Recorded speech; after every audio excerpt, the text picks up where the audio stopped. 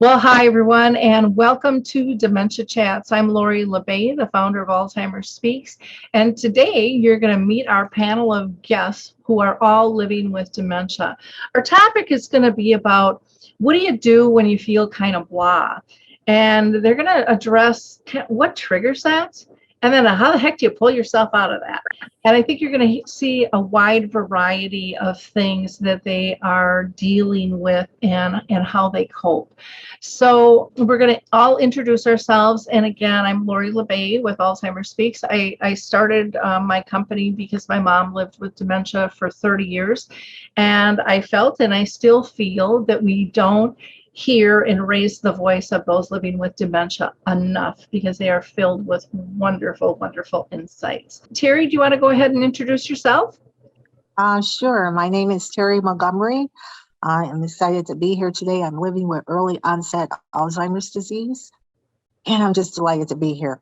Great. Thanks, Terrie. And Karen? Yes, I'm Karen Creekmoore. Just Karen. And I was diagnosed 2014 with Alzheimer's. That's changed several times. My ending diagnosis right now is mild neurodegenerative dementia with probable dementia. Something like that. Okay, thank you. Craig, you want to introduce yourself? Sure, man. Craig Hanke was diagnosed in 2014 with Lewy body dementia and Parkinson's. That was all changed this past March, I think, or maybe February, to mild cognitive impairment with possible Lewy body symptoms. But I just had a MRI done last Wednesday, and they came up with stage 2, I believe it was Fazika's disease. I'm trying to look it up now to see what it was exactly, but pretty sure it was Fazika's disease. And what it is, it's a shrinking of the small blood vessels in the brain. The shrinking. So that's something completely new and recent. I've never heard of that one. But there's so many different things out there, and it's constantly changing. True, do you want to introduce yourself? So it sounds like that must be some type of vascular, Craig. Truthful, Loving Kindness is my full legal name. And like some of the others, gone through diagnosis changes, currently mild cognitive impairment with Lewy body symptoms and vascular disease. And I'm very active blogging, Dementia Mentors, Dementia Chats, etc. Great, thank you. And Michael? My name's Michael Ellenbogen. I'm an international dementia advocate, also known, AKA, as, oh boy, I forgot that. I can't even believe, well, we'll skip that. Okay. And I've been living with dementia, most likely the FTD type. Okay. AKA the bulldozer of dementia. Okay. Okay. Good. Well, that's good to hear. Well, we're gonna, like I said, I think this is gonna be a really interesting conversation. And Terrie, you brought this topic up first, so I'm gonna have you go first about, what makes you blah? What are some of the triggers, and how do you pull yourself, up and out? Well, for me and for most of us, we go up and down. It's just a natural thing on our journey. But also when you get hit, because my formal name is Teresa, but I have so many things wrong that my name can now be Cantaloupe. I just use that for a joke, but it's real. It's real. So what happens when I wake up or my day seems to be off, I'm just a little bit sad, I'm taking a dip, or I just just don't feel energized. I just feel blah. So for today, for example, I wasn't expecting to be on a call today, but what I did and what I normally do is I says, I know I want to be purple today out of nowhere. So when you think of something that's wacky, you think of something that's bold that you would do, like you do our kids, like when you keep trying to give them things like to pacify them, to be quiet, like you do a baby. But in a sense, we're like a baby too. So sometimes if it's eat you a bowl of ice cream, if it's go outside and plant some flowers, if it means get some flowers or pick you some flowers, or go walk or look at a tree, go climb a tree. Start thinking of those crazy things to do. And that brings us into a more of a balanced mode, if that makes sense. Like, for example, I have this yo-yo, okay? Go fix up.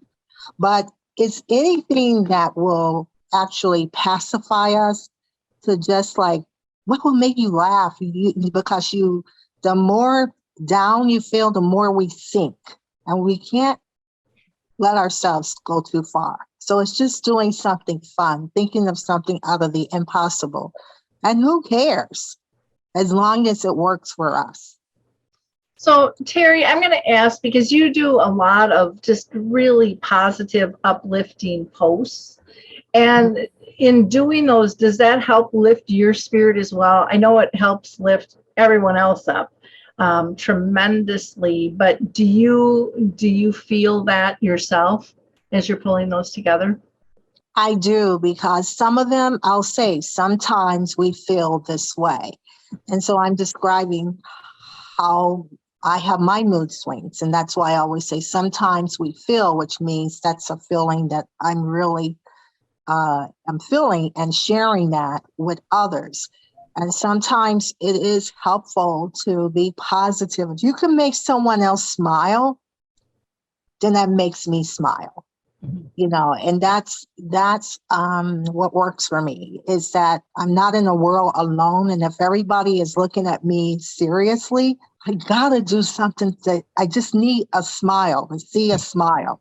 And then that gives me the energy. Yeah, okay, relax and get back into my framework of thinking. A smile is so healing on so many levels. And I mean, it just has kind of this ripple effect too. And I think it's really underestimated, the power a smile and eye contact and, just even a brief hello to a stranger has. So thank you for sharing that. Karen, how about you? How do you deal with the blahs? I have to recognize that I'm in a blah. Mm-hmm. And then now, before I can get out of it, what caused it, And so I think somebody said, no, I don't remember, but for me, it's doing too many things, brain things for my poor little brain. Or what was the other one? Well, I would take that, and I have triggers, and it might be somebody having a fight, a family issue that would suck me in to that reality. But the hard part for me is to recognize that I'm in trouble and I want to get out. So now what do I do? And a lot of the things that Terrie does. I take my dogs for a walk down the bayfront, 3 minutes from me, and do something for somebody else. Just get out of me and get into someone else. And that seems to help out a lot. I think those are really good recommendations. And I think it's so important too, when you guys talk about the triggers, you have to figure out what's triggering it. And I think those kind of family and friend arguments, I mean, they can just suck you dry and pull you in really quickly if it affects you or not. It could be in a whole nother realm that they're dealing with, but all of a sudden you get pulled in, and it's hard sometimes to keep those boundaries, dementia or not, for many people, with that. And especially if they've been, if a person with dementia has always been looked at kind of as the fixer of the group or of the family, people still rely on that. That Karen will fix it. We'll just dump it all on her and she'll come up with a solution. And they don't understand, Right. how things have changed for you, and kind of how unfair that really is, that people tend to do that. I know I was the fixer for many people, and I just grew up that way, and I thought it was normal, and then all of a sudden I thought, this is not good for me anymore. So I appreciate you sharing those things with us. And a lot of people have pets, and pets can be, I think, a big lifter. They're cuddly, and well, dogs are known as man's best friend, but I know there's cats and all other kinds of animals out there. True. Well, you know what? I'm going to wait on True. I'm going to go to Craig first, because I think you might have to scoot out for another meeting normally, and I want to make sure that we get you in. So when you get the blahs, what can you tell us what triggers that and what you do to kind of pull yourself out? I did look up the thing. It is called Fazika's grade 1 presumed chronic small vessel ischemic disease. And Nice. means shrinkage. Yeah. But they're talking about the frontal lobes. So I'm wondering if they're not going to change my diagnosis to possibly frontal lobe dementia. And I forgot to mention that I'm also involved with Lori here and Dementia Mentors. Triggers that put me in the blahs. To me, it's not so much the blahs as it is anger management, I guess. Because last night I had just a horrendous night again of when I was sleeping. These terrible night terrors that are so real. You wake up and you gotta kind of feel your way around and look and see if that was really a dream or if that's what you're into right then.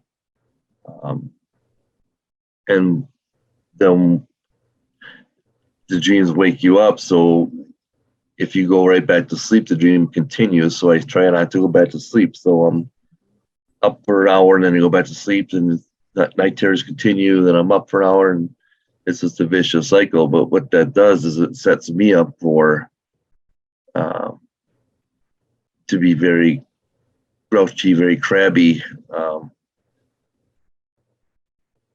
towards my wife especially, which is bad because she's not doing anything wrong, but I'm dumping everything on her.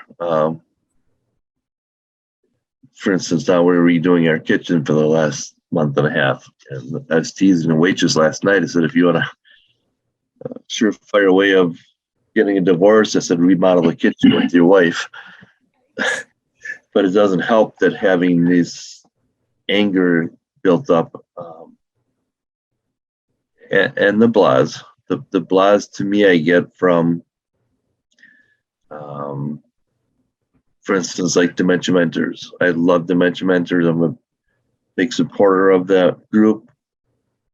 But right now, the guy that was mentoring me, my very first mentor, is not doing well at all.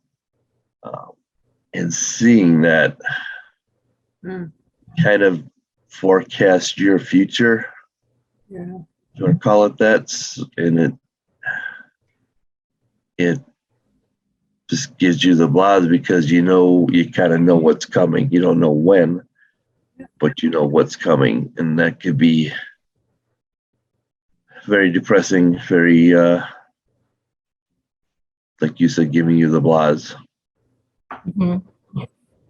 Well, and yeah, I think, and I've heard that you know, a lot of us have worked together for many, many years, and so people are progressing, and that is a big trigger for a lot of people. And how do you pull yourself out of that? Do you talk with other people, or have you found that you really can't pull yourself out of that, Craig?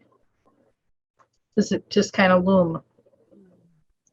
It looms exactly. And what my therapist is saying, that when I have these night terrors, I'm supposed to tell someone about it immediately, like right now. And that's supposed to help get it out of your mind and set it aside and go on to hopefully a better night's sleep. But the only person I have here is my wife and my dog, and I don't think she wants to be woke up 4 or 5 times a night. The dog probably wouldn't care, but so it's hard to get that release of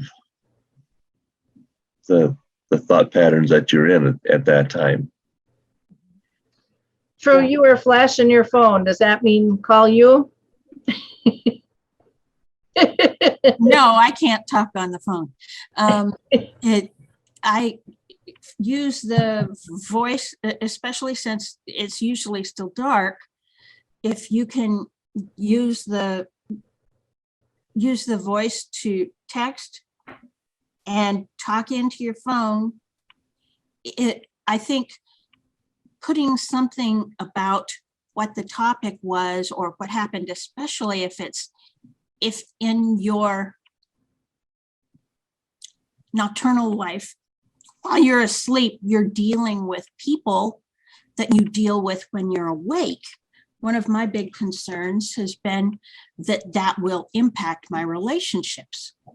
Say I have in them gotten nasty emails from somebody that I talk to during the day. So I really don't want to have those impact my relationship, and I want to make sure that they're separate.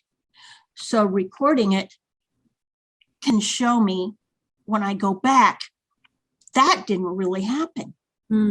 Because when I'm awake, it isn't necessarily that I can separate what is consensus reality, real to everyone, and just super real to me. And I don't want to get those mixed up. So I'll use that tool to do the offload and have the documentation so that I don't get it mixed up. That's a great idea. Have you ever thought of that, Craig? Or No, I haven't, but I will definitely use that. Great tip. yeah. The other thing I know like Norms McNamara, he writes his out, you know, and he'll do posts. But again, sometimes like what True's saying, you get this feedback from other people that don't necessarily appreciate hearing about it. And so you have to either have real thick skin or, you know who you're sending it to, or maybe just documenting it for yourself as well. Yeah, I don't share it. Mm-hmm. People would not like that. Mm-hmm. Craig? It wouldn't do good things for relationships. And I'll tell people about these night terrors and how super realistic that they are. And I've had people tell me that you're just making this stuff up, because it is so bizarre and is so realistic, and like Drew was saying earlier, draining. It just drains your energy right out of you, and it's like I said, it sets you up for a day of mood swings and everything else that goes with that. So yeah, it's well, and you think too to come up with that kind of idea, the energy that would have to go into that, the processes that you'd have to pull together to come up with the storyline and stuff too, would be pretty complicated to do. But again, it's people not understanding the disease as a whole. It would be interesting, probably as a movie, would probably scare the bejesus out of people, if they had to live through some of these dreams you guys go through, and what it's really like. So thanks for sharing. Michael, how about you?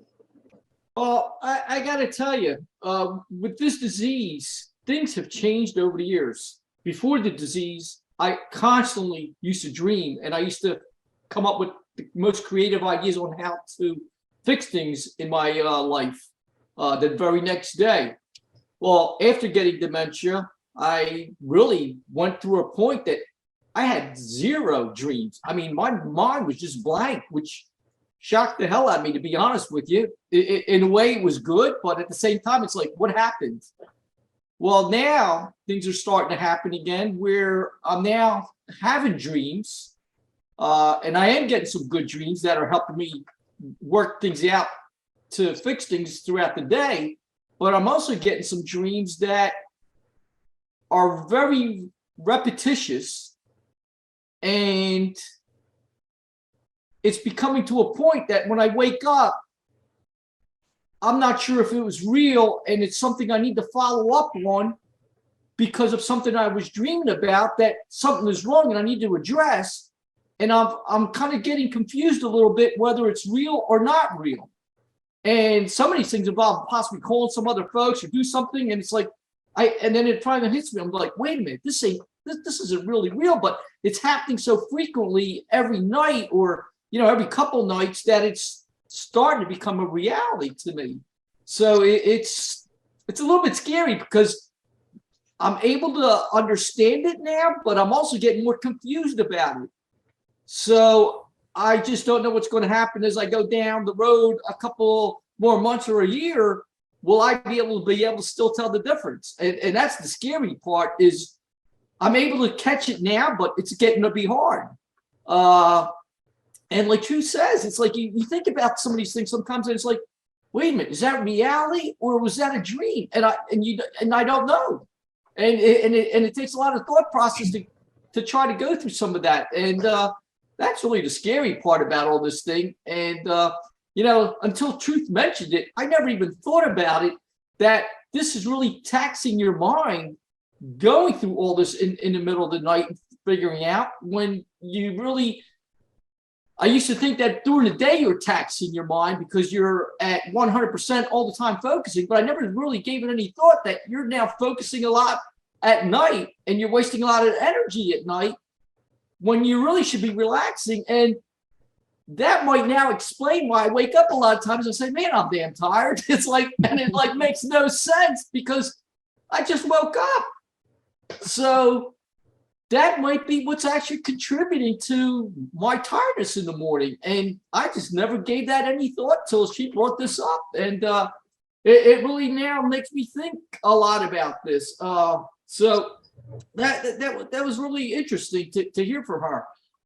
As far as, feeling blah and all, it's like, I really try not to go down that road.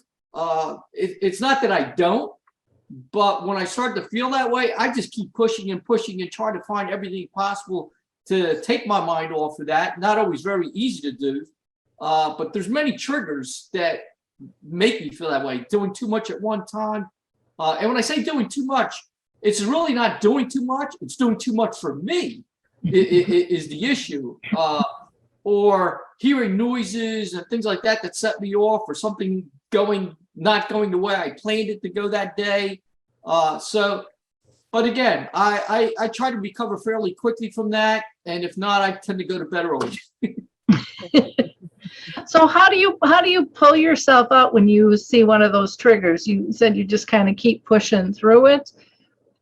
I just try to find something else to do, kind of like what Terrie does. And I try to just keep focused on something different and just keep trying till it eventually gets out of my mind, or it might not get out of my mind, but at least I don't try to let it take me down that rabbit hole where you keep spiraling worse and worse, because that's the worst part you can do, is let it take you all the way down. And I usually try not to. Now, I will admit, in the last couple months, I've had a couple of meltdowns. So I guess I'm not as good as I used to be. And not only that, I guess I'm also not as good as I used to be to realize when I have these issues, what I need to do to get out of it. That's the trick. Yeah. There was one day we were out, to dinner, and I just put my head down on the table and I just couldn't take the noise, and I just didn't know what to do. And I had my head down, and I mean, I was almost in tears. Luckily somebody came and moved us to another place, but I didn't have enough common sense at the moment to say, hey, get myself out of this environment and let's go to somewhere else. So now I think my wife's starting to understand some of that. So luckily she'll be around most of the time when something like this happens, and she'll be able to pull me out of this. But it just goes to show you, it's like the simplest things you just don't think of, that what you need to do to get yourself out of that mode.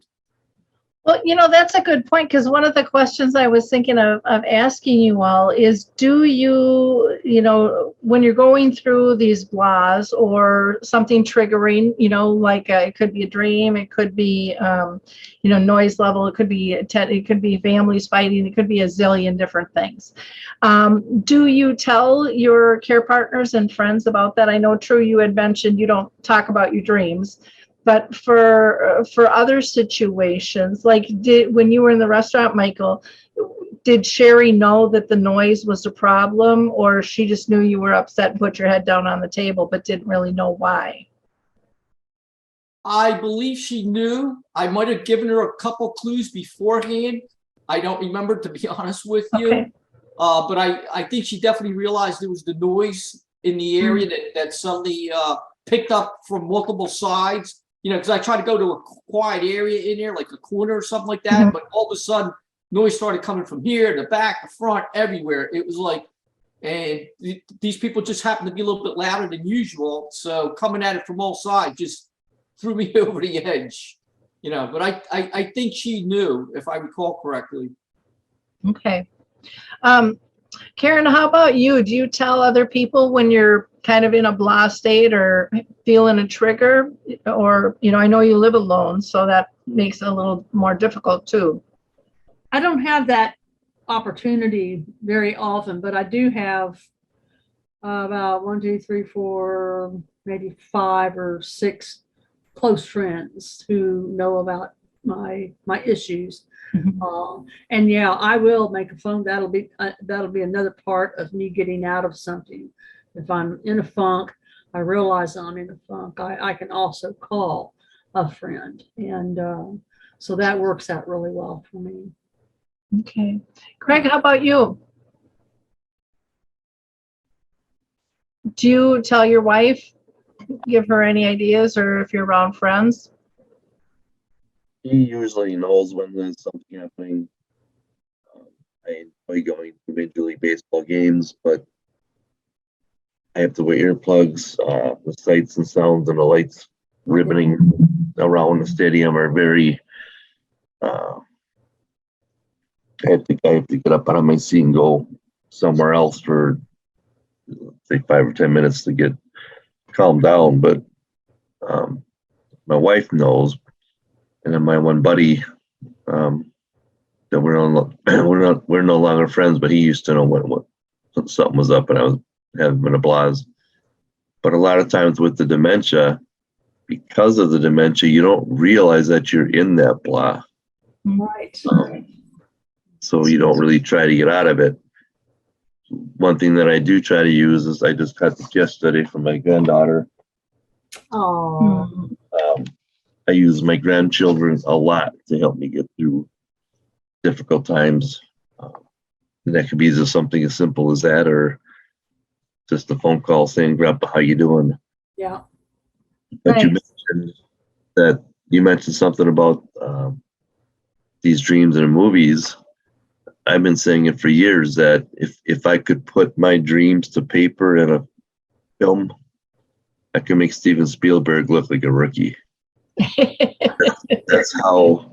Uh-oh. I mean, I'm serious. It's like Top Gun has nothing over my dreams. Star Wars has nothing over my dreams. They're that crazy and realistic. Yeah. Wow. Okay. Terrie, how about you? Do you share when you have the blahs?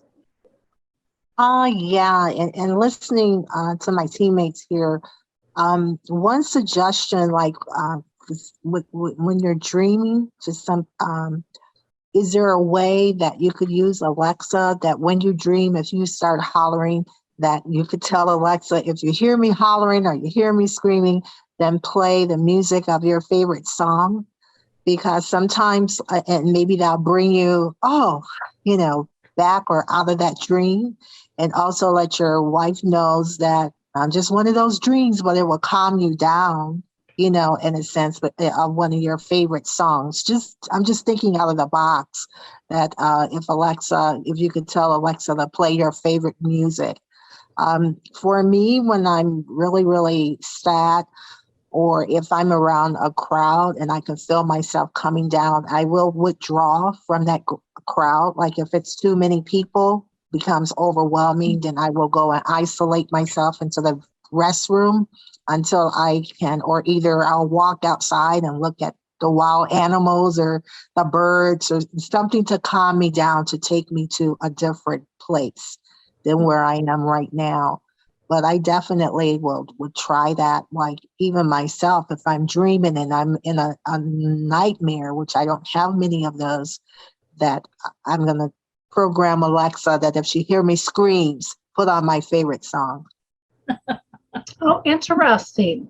Yeah. Interesting. Go ahead, Craig, and then I want to get to True. That's what True was saying, and what Michael commented on. If I wasn't so embarrassed, I would show you my bed. It's behind me. I haven't had a chance to make it yet, but I used to be a prison guard, so we would tussle with inmates quite a bit. So a lot of my dreams are fighting with inmates, and getting trapped in machinery and that kind of thing. So if you look at my mattress, it's like 6 inches off of the box spring. The sheets and blankets are all completely tore up. I've already fallen out of bed. I can't remember how many times, but it's been a few times. I have safety bars on my bed to keep me from falling out, but it's kind of like when you wake up in the morning, you feel like you ran a marathon because you are that active and you are moving that much. So you're, like Mike is saying, you wake up and I'll sit in a chair and watch the news, and 10 minutes after I'm awake, I'm dozing off in the chair. And so, yeah, I just wanted to get back and comment on what you was saying with the physical activity at night. Yeah. I think these are great insights that you're giving people in terms of the disease and, that how much of the brain works. It's exhausting for anybody, but we just assume, well, if I slept, you slept, and I mean, we do for the most part. And, we like to keep things really simple. And so it's really important for us to hear these conversations, or the noise factor. I hear that all the time from people living with dementia, that, their sensitivity is really raised with that. And I know even as we age, it complicates things as well. But again, people don't understand that unless we have these conversations about it. It's really, really important. So I just want to thank you all for sharing. True, I want to get to you about how you deal, when you feel kind of blah. Are you able to recognize triggers, and how do you pull yourself out of this? I think for me, a lot depends on the cause. If I've been having a string of nights where I expend more energy during the night than I do during the day, and so my daytime is my recuperating time, then never mind, that thought's gone. What was the question again? wondering about when you get the blahs, if you're able to recognize what the triggers are. And what you said was really powerful. You know, you are more quiet during the day lately than you have been at night. And so your brain kind of recapturing and trying to rejuvenate is happening at opposite times, which makes total sense. So do you have specific types of blahs, or things that trigger mood changes for you? Well, probably the biggest is things that happen during the night. But boy, I had loads of thoughts till. Yeah. Oh, fight versus flight. When your nighttime is full of emergencies, not just traumatic stuff, but traumatic stuff, you go to sleep and it may be a different person involved, but you're in the same type of environment, and it goes into another traumatic event, and it goes into another traumatic event, or 3, 4. I've had up to 8 an hour. And so then when daytime comes, not only do you not have any energy, but you are dealing with that trauma recovery during the day. And I think that can strongly impact our quote moods. And especially for me, one of the reasons I started going to a psychiatrist. I went to a psychiatrist for 3 years. And one of the biggies was I wanted to make sure that I did not have my night reality mixed in with daytime reality and daytime relationships. But for me, writing can help if I've got the energy. If I've got the energy, then writing can help me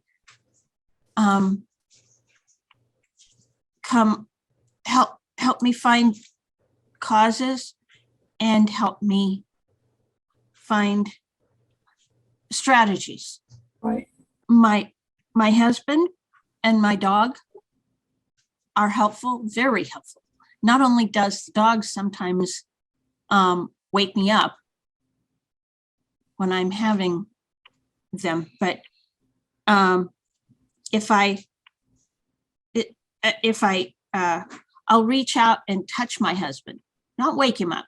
I just want to touch him.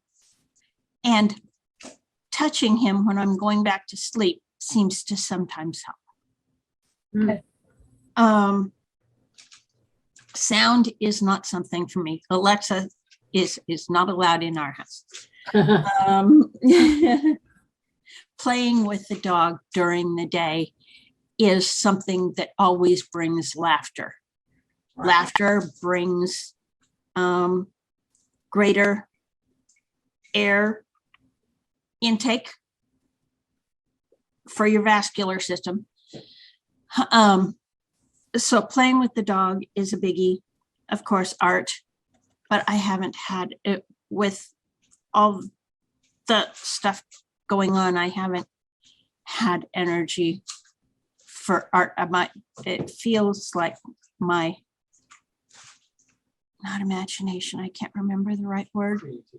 Creativity, thank you. It requires energy. And I just don't have that energy. The biggest thing for me is resting. Not necessarily going to sleep, but it feels like I can't process sight. I definitely can't process sound.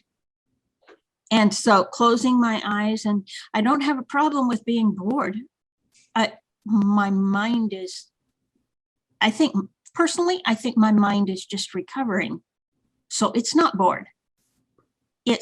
And sometimes I'll be I'll be walking from somewhere to somewhere, and then I'm no longer walking. I'm not worried. I'm not somewhere else. I'm just blank. I'm just standing there blank in a bubble. Thank you. That's it. I have been having loads and loads of bubbles of time where I'm not thinking of anything. But then when I come out of the bubble, then I can't remember how to get hot water or cold water. I can't remember. Oh, we have now labeled the base of the faucet in the kitchen big, cold on one side and hot on the other side. I'm sorry? Red and blue. The little teeny dots on the side of the thing don't help. I can't remember what they're for, what the colors are for. But having it labeled big, I can find it even anyway. Or like I may have mentioned, how to get my glass full, my mug full. All the little things that come normal aren't there when I get out of a bubble.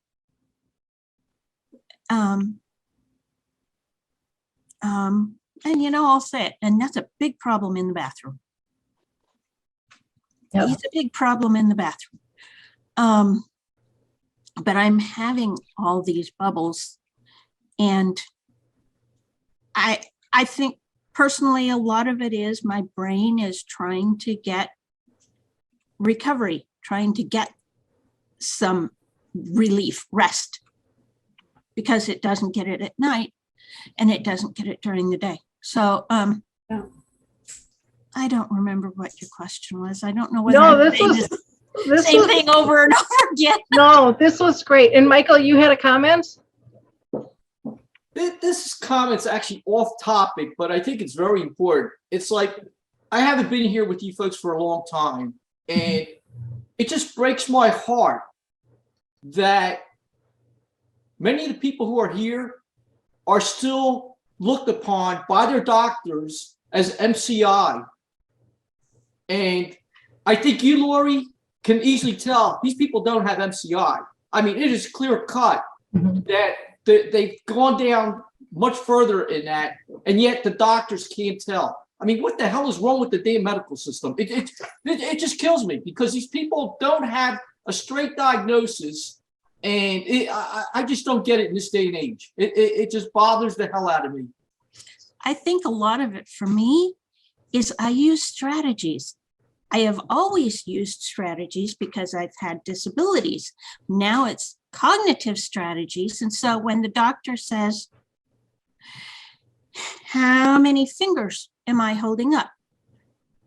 Look at my nose and tell me how many fingers I'm holding up. You count them. And I said, I can't look at your nose and count them because I can't. I said, but I can tell you you've got 3 on one side and 2 on the other side. He says, well, never heard that, but it works. He told me instructions and then gave me a paper, and I said, can I keep repeating those instructions out loud so that I'm hearing them continually? He says, well, I've never heard of that, but yes, you can. So I'm saying it out loud as I'm doing the 3 things, and I succeed. And I think some of us, especially those of us in groups, we've got strategies, we use strategies, and that doesn't fit into the profile. Yeah, good comments. Good comments. Thank you for adding that, Michael, because that frustrates the heck out of me too. And I know it does everybody who has been flipped like a pancake 10 million times in terms of, no, this is what you are today and this is what you are tomorrow. And you know, it's really saddening and it's frustrating. And then they wonder why there's a distrust. You know, and we all understand that this is a fairly new disease and it's evolving, but to downgrade somebody and say that they're better, you know, their symptoms are less than what they know they truly are to be is really, really sad. And you know, I don't know if it's an insurance thing. I don't know what it is, but I remember even when they came out with the MCI, the mild cognitive impairment, I remember everybody going, there's nothing mild about this. You know, they really need to look at their words. Michael, you had another comment? No, I was just saying that, you know, they should take this video that we're doing right now and send a copy to their doctor. Mm-hmm. Because if their doctor can't visually see from them speaking and how they're acting here that they don't have MCI, that they're worse off, I mean, they really should quit the field. But the doctors aren't interested. I have done it over and over again, and they're not interested. They know what they know. They're not interested. Thank you. Anyway. Yep. Terrie, you had a comment? Have you gone to another doctor? And we have to be our own advocate. Or if we can't advocate for ourselves, then have our family advocate on our behalf. It is so important that just because you have a form of dementia, whatever that it's labeled, and once you identify if the doctor is not able to help you or keeping you stuck on a particular thing, you need to find another doctor. Or if there isn't another doctor, but just that doctor, to bear down to make them listen to you. And imagine them putting themselves in your position. And if they can't understand that, then you need to find someone else or have an advocate speak on your behalf. Yeah, I've heard many people say, especially when they're in a rural area, they don't have much choice, or it's kind of the whole clinic's belief. You know, they're just not as educated. Craig? I agree with what Terrie is saying, because I've had several doctors since I was diagnosed, and you go to a different doctor, it's a different diagnosis, and it's like, I didn't change, something else changed, and I think it's you as the doctors. And being your own advocate, like Terrie is saying, is I just had a whim, because they changed my medications pretty often, and there would be a change in how I was acting in the dementia process.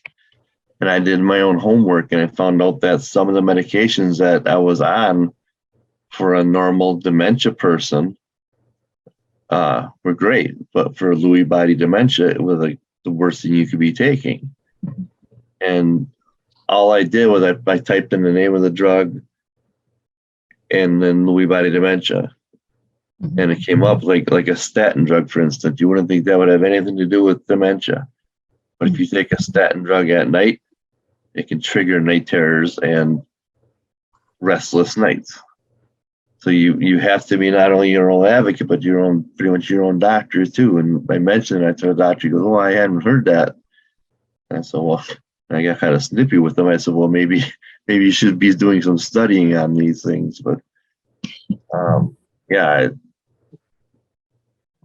you have to be your own advocate and look out for yourself. But I often, with this kitchen remodel thing, I remember I was very handy. I keep telling my wife, you have to be my brains, because I'm not thinking clearly or calculating dimensions properly, and she'll try to be my brain, and then I'll question that, and she gets angry because I'm questioning her when I already asked her to be my brain, and it's a vicious circle. So we're in the final stages of this process, and hopefully it'll be done soon. My marriage will be saved, um, but yeah, I just wanted to agree with what Terrie was saying about you have to be your own advocate. And I do need to go, but thank you for having me, and it's great seeing y'all. Okay, thanks, Greg, for making time for us. I think the advocacy piece is really important, but I think that medical professionals have to understand that's exhausting. That's a lot of work. And, to be fighting that kind of battle up against a professional who's supposed to know better. I mean, for many people I've heard, it takes away their hope. It takes away their trust. And that's a huge piece of dealing with a chronic illness, when you've kind of lost faith in the medical process. And again, there's some great doctors out there, don't get us wrong, but there are many that really don't have a clue either, and truly don't understand and don't take the time to listen. And I think part of that goes on to the insurance company saying, you've got 15 minutes with this person and that's it, or 20 minutes. And you can't really summarize and educate somebody in all of that while you're still doing all the other things. I also wanted to point out, True, I thought it was really important when you mentioned, waking up after a dream. Not only is your energy depleted because you've been working so hard, but then there is this trauma recovery in terms of, processing reality, and what actually happened. And if it was real or not, it feels real. And that trauma is very real to the body. And I think a lot of times people don't understand those are really two significant pieces in the process there. And both are exhausting. Both are really taxing. So this has just been a great conversation with many insights. Terrie, is there anything else that you want to add that's in wrapping up here? I just says that we just have to remember when we were first diagnosed is that we have whatever we may have, whether it's Alzheimer's, whether it's Lewy body, or whatever it may be. But just remember, that's not who we are. It don't have us. We may have that disease, but that disease does not have us. So we constantly have to stay fighting and doing the best we can. And as we go through our journey, as we lose those things that we cannot do, as long as we focus on our cans, we'll get through this. But if we focus on our can'ts, it will exhaust us. Just remember that. Focus on your cans. Great insight.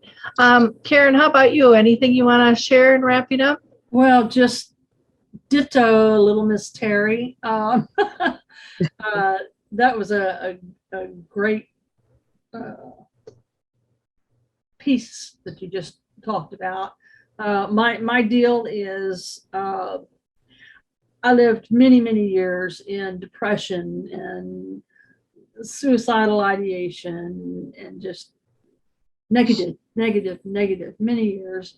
And then things were coming up, and then I get this little dementia crap and a little cancer in my kidney, and I choose, like Terrie said, I just choose not to live in the negative. I have this whole world with me in my family, and I have life, and I see my friends passing away from various things, and I just have that energy of being here now, and I appreciate it very much. Thanks. Great, thank you. True, anything that you want to add? I should add that for me, one of the things that brings me out of the blahs best when I have the energy is advocacy. Is being involved with my peer group and encouraging others, because you cannot encourage others without encouraging yourself at the same time. Right. Wonderful. And Michael, how about you? Any other last comments? I think they defined it all very well for me. Thanks. Okay. Well, to our listeners, we hope you like, click, and share, and feel free, to bring this to the doctor, show your family, have conversations about this. This is the only way we're going to change things, is by having comfortable conversations and having authentic ones. Even if they're a little bit uncomfortable, even if people don't understand, that's the whole point of having a conversation, is to be able to explain it and share it. And, we've made some pretty big strides in the past 10 years, but we have a long, long ways to go in terms of people truly understanding that. And you heard that just from the comments of our medical professionals, not all knowing. And if they don't know, we know the greater community sure as heck doesn't either. And yet our greater community living with dementia is filled with such wonderful insights like our panelists today. So again, appreciate you all. And I look forward to our next conversation. Take care, everybody. Bye-bye. Take care. Bye-bye.